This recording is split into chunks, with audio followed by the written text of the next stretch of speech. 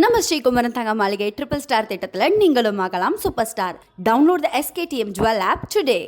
மாமல்லபுரத்தில் தமிழக வெற்றிக் கழகம் சார்பில் 2ஆம் கட்ட கல்வி விருது வழங்கும் விழாவில் தொடர்ந்து 7 மணி நேரமாக மாணவர்களுக்கு விருதுகளை வழங்கி வருகிறார் தவிக தலைவர் விஜய். இது தொடர்பான கூடுதல் விவரங்களோடு செய்தியாளர் மணிகண்டன் இணைகிறார். அவரிடம் கேட்கலாம். மணிகண்டன், இந்த 7 மணி நேரமா நடந்துட்டு இருக்கு, எவ்வளவு மாணவர்கள் மொத்தமாக கலந்துட்டு இருக்காங்க? இதுவரை எவ்வளவு மாணவர்களுக்கு இது பரிசுகளும் சான்றிதழும் கொடுத்து கௌரவிக்கப்பட்டு வருகிறது? இந்த விழா தொடர்பான முழு விவரங்களையும் பதிவு பண்ணுங்க மணிகண்டன்.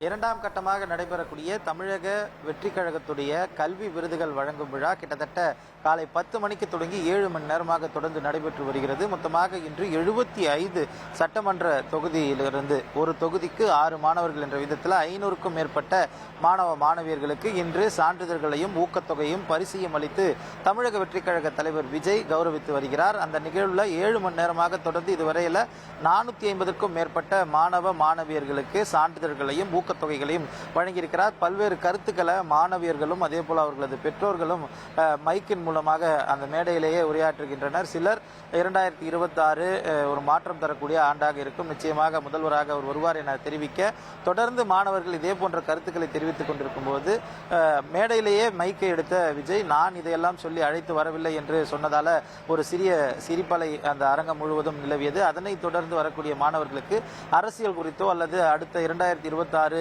தேர்தல் குறித்தோ பேச வேண்டாம் என ஒரு சிறிய அறிவுரை என்பது நிர்வாகிகள் மூலமாக வழங்கப்பட்டது. அதையும் தாண்டி பெற்றோர்கள் தன்னெழுச்சியாக இது போன்ற கருத்துக்களை தொடர்ந்து வலியுறுத்தி வருகின்றனர். தேர்தலில் எந்த மாதிரியான செயல்பாடுகளில் ஈடுபட வேண்டும் என்ற அவர்களது கோரிக்கைகளையும் மேடையிலேயே கட்சியின் தலைவர் என்ற அடிப்படையில் அவரிடம் பெற்றோர்கள் வைப்பதை பார்க்க முடிந்தது. இந்த நிகழ்வில் இன்னும் 50க்கும் மேற்பட்ட குறைவான மாணவர்களுக்கு மட்டுமே விருதுகள் வழங்க இருப்பதால் இன்னும் அரை மணி நேரத்திலிருந்து 1 மணி நேரம் இந்த நிகழ்வு தொடர்ந்து நடைபெறுவதற்கான வாய்ப்பு இருக்கிறது.